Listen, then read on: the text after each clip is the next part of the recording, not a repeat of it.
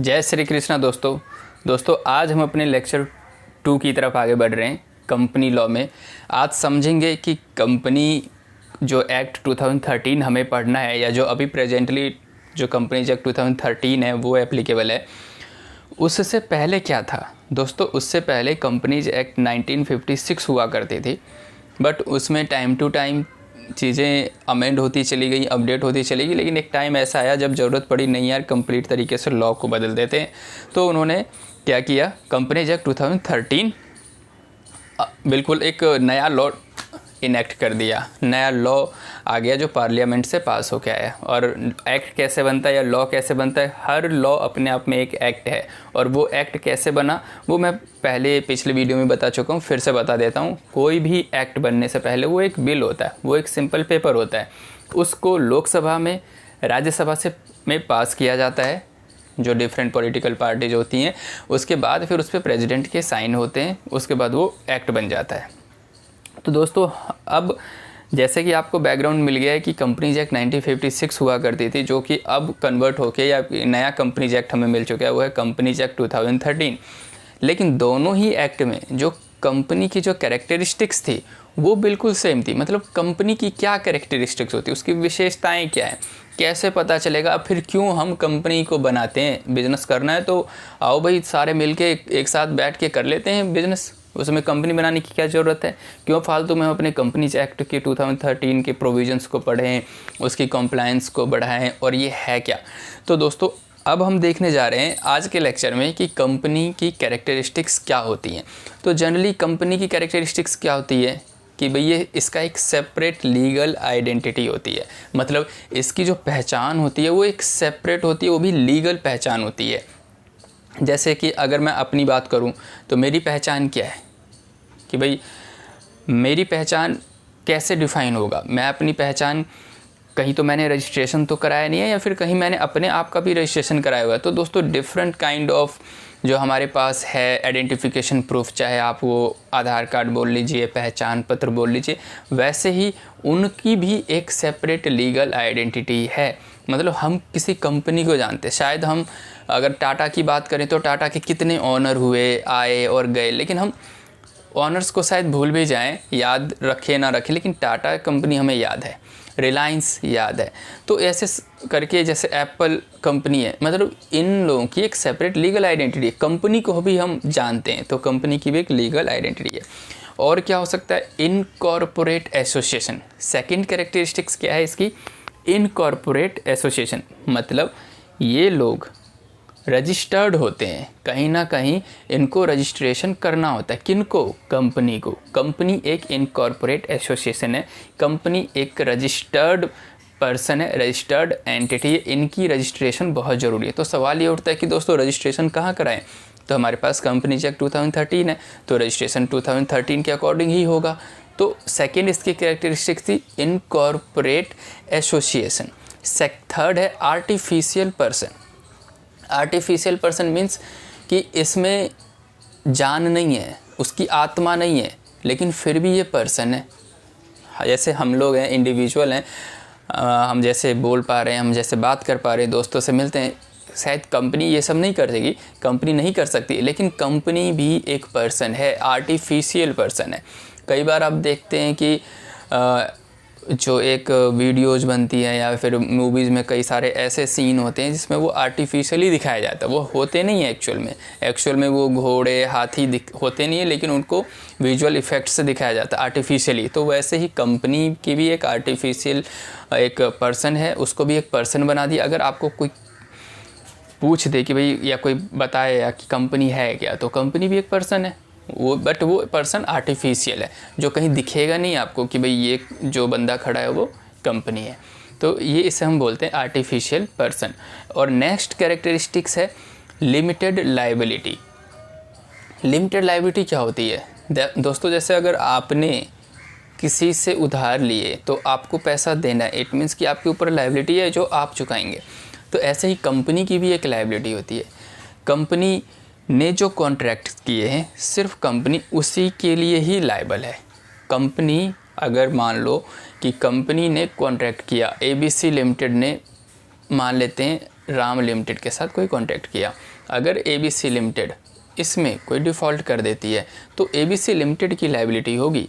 अब सवाल ये उठता है कि क्या सारे कॉन्ट्रैक्ट्स ABC लिमिटेड के नाम से होंगे? बिल्कुल। अगर कोई डायरेक्टर या कोई पर्सन अपने इंडिविजुअल कैपेसिटी में अगर कोई कॉन्ट्रैक्ट करता है तो फिर कंपनी की तो कोई लायबिलिटी आएगी नहीं। इसीलिए दोस्तों आपने देखा होगा कि जो लेटर हेड होता है वो कंपनी का होता है। कंपनी अपने आप में कॉन्ट्रैक्ट कर रही होती है तो कंपनी की एक लिमिटेड लायबिलिटी होती है कि कंपनी, ऐसा नहीं है कि डायरेक्टर ने कुछ कर दिया तो कंपनी लायबल हो जाएगी, या फिर किसी एम्प्लॉय ने अपनी इंडिविजुअल कैपेसिटी में काम कर दिया तो कंपनी लायबल हो जाएगी। नहीं, जब कंपनी कोई कॉन्ट्रैक्ट करेगी तो ही कंपनी लायबल होगी। और नेक्स्ट है दोस्तों परपेचुअल सक्सेशन। परपेचुअल सक्सेशन का मतलब ये होता है कि लोग आएंगे और जाएंगे लेकिन कंपनी वैसी की वैसे ही रहेगी। मतलब उसके प्रोमोटर की डेथ हो सकती है, मेंबर्स की डेथ हो सकती है, शेयर होल्डर्स की डेथ हो सकती है, वो मर सकते हैं लेकिन कंपनी नहीं मरेगी। तो सवाल ये उठता है तो कंपनी क्या हमेशा ही चलती रहेगी? क्योंकि जीवन में सब कुछ तो फिक्स है नहीं। जब इंसानों की लाइफ फिक्स नहीं तो कंपनी कैसे हमेशा चलती रहेगी? तो दोस्तों परपेचुअल सक्सेशन का मतलब ये है कि जब तक कंपनी को डिसॉल्व नहीं किया जाएगा, जब तक कंपनी को डिसॉल्व नहीं किया जाएगा तब तक कंपनी चलती रहेगी। उसका इससे कोई फ़र्क नहीं पड़ता कि डायरेक्टर है या जिंदा है या चले गए, अनसाउंड माइंड हो गए, मेंटली इनकेपेबल, कोई फ़र्क नहीं पड़ता। जब तक कंपनी को डिसॉल्व नहीं करेंगे तब तक कंपनी चलती रहेगी। इसको बोलते हैं परपेचुअल सक्सेशन। और जो लास्ट कैरेक्टरिस्टिक्स है ट्रांसफरेबिलिटी ऑफ शेयर्स, मतलब कंपनी के जो ऑनर्स हैं, जो शेयर होल्डर्स हैं, वो शेयर्स भी ट्रांसफ़र कर सकते हैं और कंपनी में राइट्स उनके बदल सकते हैं। तो कंपनी बेसिकली किससे डिफाइन है? अपने शेयर होल्डर से। कंपनी में जो शेयर हैं, कंपनी के जितने शेयर्स हैं, उन शेयर्स से ही कंपनी की वैल्यू बनती है और उन शेयर्स को ट्रांसफ़र किया जा सकता है। मैं किसी कंपनी में कुछ शेयर्स ले रखे, मैंने आपको दे दिए, तो वो आप उसके शेयर होल्डर हो गए और आप उस कंपनी के मालिक कहलाएंगे। तो दोस्तों ये कैरेक्टरिस्टिक्स थी कंपनीज़ की जो 1956 के एक्ट में भी थी और 2013 के एक्ट में भी है। अब इसी चीज़ को हम अपनी किताब से एक बार रीड आउट कर लेते हैं और पूरा मुझे विश्वास है कि आप जब एक बार पढ़ेंगे और आप जब हम देखेंगे, आप मेरे साथ देखोगे, तो अगर आपके पास दोस्तों बुक भी नहीं है तो भी मैं अपने वीडियोज़ में ऐसे बुक को जूम करके दिखाता हूँ ताकि आप बिना बुक के भी लेक्चर सुन सकते हैं, पढ़ सकते हैं। तो दोस्तों आगे बढ़ते हैं अपनी बुक की तरफ। तो दोस्तों ये है, हम अपनी किताब में आ चुके हैं। पेज नंबर आपका कौन सा है? ये पेज नंबर 2 है दोस्तों। यहाँ देखिए सम प्रीवियस कंपनीज एक्ट 1956 ही था बस। Characteristics of company, separate legal identity entity, incorporated association, third artificial person, 4 limited liability, 5th common seal. दोस्तों ये कॉमन सील मतलब ये होता है कि जैसे कोई भी डॉक्यूमेंट हुआ तो उस पर कंपनी का स्टैंप लगना बहुत ज़रूरी है। वो स्टैंप ही इसका कॉमन सील है, उसकी पहचान है। परपेचुअल सक्सेशन और transferability of shares. The distinguish characteristics of company are, पढ़ लेते हैं एक एक करके।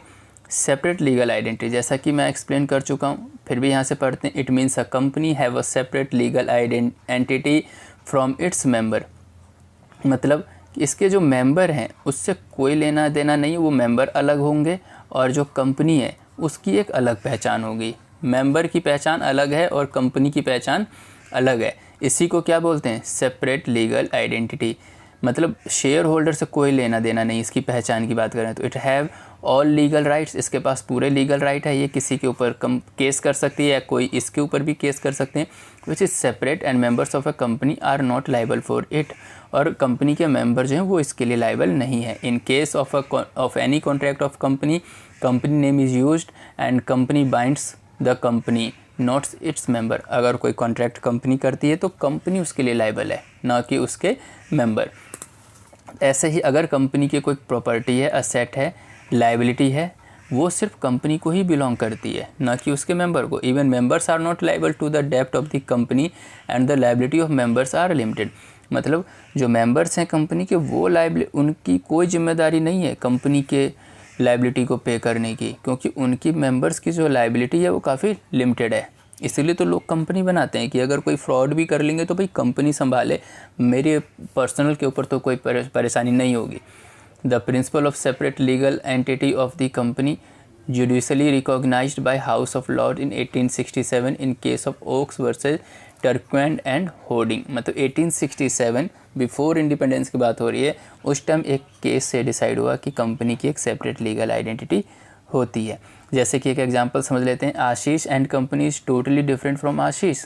आशीष एंड कंपनी जो आशीष से टोटली डिफरेंट है, as he hold all shares but the property of the company is not the property of Ashish. जो कंपनी की प्रॉपर्टी है वो आशीष की प्रॉपर्टी नहीं है। तो ये हमने देख लिया सेपरेट लीगल आइडेंटिटी। और अब हम अपने आगे बढ़ते हैं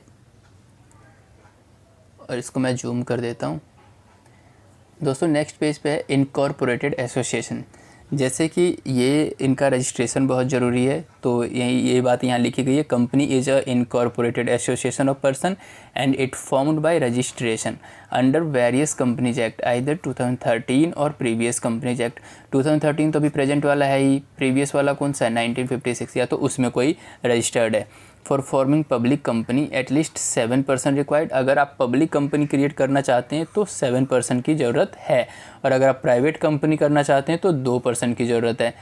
तो 7 चाहिए पब्लिक कंपनी के लिए और 2 चाहिए प्राइवेट कंपनी के लिए। आप देखेंगे कंपनी के लास्ट में नाम होता है, जैसे कि अमित प्राइवेट लिमिटेड या अमित लिमिटेड, तो अमित प्राइवेट लिमिटेड के लिए 2 मेंबर की ज़रूरत है और पब्लिक अमित लिमिटेड के लिए 7 मेंबर की ज़रूरत है। The name of person subscribed in memorandum of association and they are comply with other legal requirements in respect of registration and incorporation of company। जो उसके मेमोरेंडम में जिन मेंबर का नाम लिखा गया है वही मेंबर, उनको ही कंप्लाई करना पड़ता है लीगल रिक्वायरमेंट्स के जो कंपनी के, कि भाई रजिस्ट्रेशन कैसे कराना है और कंपनी की इनकॉर्पोरेशन कैसे होनी है। नेक्स्ट बढ़ते हैं artificial legal person. Company does not exist in physical form, no body no soul no conscience it mean. मतलब कंपनी फिजिकली तो एग्जिस्ट करती नहीं है, उसका कोई बॉडी तो है नहीं, कोई आत्मा तो है नहीं, कोई उसके पास अपना सेंस नहीं है। It does not have attributes like people. इनके जो इसकी जो कैरेक्टरिज है वो लोगों की तरह नहीं है, हमारी तरह नहीं है। And we can call it fictitious person, और इसको क्या बोला जाता है, fictitious person. It have existence in the eyes of law. इसकी एग्जिस्टेंस कहाँ है, कानून में है, कानून की नज़र में इसकी एग्जिस्टेंस है। इट हैव ओन प्रॉपर्टी, इसके अपने ही संपत्ति है, लायबिलिटी एंड लीगल राइट्स, इनके अपने ही असेट है, अपनी लायबिलिटी और अपने ही लीगल राइट्स हैं। और ये किसी के ऊपर केस भी कर सकते हैं, can sue and be sued on its own name, और कोई इनके ऊपर भी केस कर सकता है इनके ही नाम में। It have domicile, nationality and residence but the company can not enjoy the fundamental right which is given to natural person. मतलब कंपनी के पास भी अपना एक रजिस्ट्रेशन पर्सन मतलब जन्म स्थान, उसकी नेशनैलिटी कि इंडियन कंपनी है, फॉरेन कंपनी, रेजिडेंस कि कहाँ की इसकी रेजिडेंसी है, बट ये फंडामेंटल राइट्स एंजॉय नहीं कर सकते जो सिटीजनशिप एक्ट में या कॉन्स्टिट्यूशन ऑफ इंडिया में लिखा गया है। जैसे मैं और आप एंजॉय कर सकते हैं हमारे जो मौलिक अधिकार हैं, फंडामेंटल राइट, बट कंपनीज नहीं कर सकती। Company can not be treated as citizen of the country on behalf of its member. Company को आप सिटीजन नहीं डिक्लेयर कर सकते हैं कि इस कंट्री का ये सिटीजन है अपने मेंबर के बिहाफ पे। तो ये था दोस्तों कि सिटीजनशिप और पर्सन। दोस्तों नेक्स्ट है परपेचुअल सक्सेशन। मतलब ये कि कोई मरे, कोई आए, कोई जाए, इससे कोई फ़र्क नहीं पड़ता कंपनी के ऊपर। तो पढ़ लेते हैं। A company has perpetual succession, it never dies nor the life of its depend upon the life of members. ये कभी मरती नहीं है और इसके जो मेंबर्स हैं उसके लाइफ के ऊपर इसकी कोई डिपेंडेंसी है नहीं। It is incorporated by law and only by the process of law, और इसको ख़त्म भी किया जा सकता है लॉ के द्वारा ही। The death of member does not lead to death of company, existence of the company is independent. मतलब मेंबर के डेथ से कोई लेना देना नहीं है, इसकी जो एग्जिस्टेंस है वो इंडिपेंडेंट है। It is not affected by death, mental disorder, retirement of any of its member. The company aim is to maintain continuity forever until it dissolve। ये जब तक कंटिन्यू रहेगी जब तक ये डिजॉल्व ना हो जाए। डिजॉल्व होने के बाद ही ये बंद किया जा सकता है। तो ये आप एग्जांपल रीड कर सकते हैं। नेक्स्ट है कॉमन सील। जैसे कि मैंने बताया कि इसमें जैसे अपना एक साइन इनका होता है जो स्टाम्प बोल सकते हैं। तो companies artificial person and it does not have hand like a human being. ये जब आर्टिफिशियल पर्सन है तो इंसान की तरह तो इसके हाथ हो नहीं सकते। So it can not sign any document personally, तो किसी भी डॉक्यूमेंट को ये पर्सनली साइन नहीं कर सकते। इसीलिए every company have its common seal which works as its signature. जो कॉमन सील है वही इसके सिग्नेचर जैसा काम करता है। The document within a company is authorised by the common seal. कोई भी डॉक्यूमेंट अगर कॉमन सील के द्वारा ऑथोराइज्ड है तो मान लिया जाएगा कंपनी ने सिग्नेचर कर दिए। द कंपनी में act through it's agent. Company अपने एजेंट के थ्रू काम करती, चाहे उसके मेंबर हैं, डायरेक्टर हैं। All such contract entered by it's agent must be under the seal of the company. कोई भी बंदा कंपनी के बिहाफ पे काम करेगा तो उस पर कॉमन सील जरूर होगा, वही कॉमन सील बताएगा। नेक्स्ट है last one is transferability of shares. The company's capital is divided into small unit called shares. जो कंपनी के कैपिटल है, मान लो 1 करोड़ का कैपिटल है, तो वो डिवाइड होगा शेयर्स में, चाहे वो 10 रुपये के शेयर्स में, 20 रुपये के शेयर्स में। कोई 1 लाख शेयर्स होल्ड कर सकता है, कोई 2 लाख शेयर्स होल्ड कर सकता है। The company's capital is divided into small unit called shares. The share of company is transferable in case of public company, it transfer freely, but in case of private company there are some restriction. मतलब ये share एक बंदे से लेके दूसरे बंदे को transfer किया जा सकता है। पब्लिक में कोई रोक टोक नहीं है, प्राइवेट कंपनी में कुछ रिस्ट्रिक्शंस है। Section 44 of the companies act 2013 it provides that the shares, debenture और other interest of member of a company are movable property, hence they are transferable in the manner as provided in the company's article of association। जो भी companies के जो article of association है, इसमें नियम लिखे जाते हैं, उसके हिसाब से आप ट्रांसफ़र कर सकते हैं। तो दोस्तों ये सारा था कैरेक्टरिस्टिक्स जो हमने अपने इस लेक्चर में कवर किया है। नेक्स्ट लेक्चर में हम इस चैप्टर को आगे बढ़ाएंगे। दोस्तों अगर अभी तक आपने चैनल को सब्सक्राइब नहीं किया तो प्लीज़ सब्सक्राइब कर लीजिए। मैं यहाँ आपको complete syllabus of company law पढ़ाने जा रहा हूँ, इनकम टैक्स भी पढ़ाने जा रहा हूँ, जो भी आपकी कोर सब्जेक्ट्स हैं उसकी स्टडी कराने जा रहा हूँ। दोस्तों मिलते हैं नेक्स्ट वीडियो में, और प्लीज़ इस वीडियो को सर्कुलेट कीजिएगा जो बीकॉम के स्टूडेंट्स हैं। Thank you.